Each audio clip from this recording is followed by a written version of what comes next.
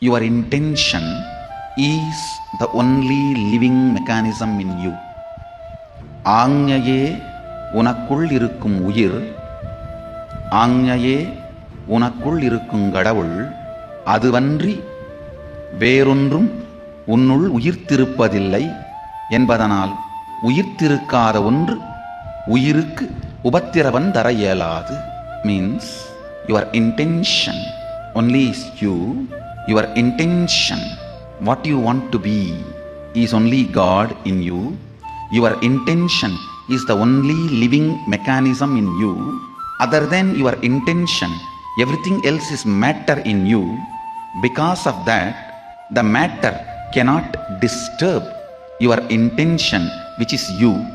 You cannot be controlled, affected by the matters in you.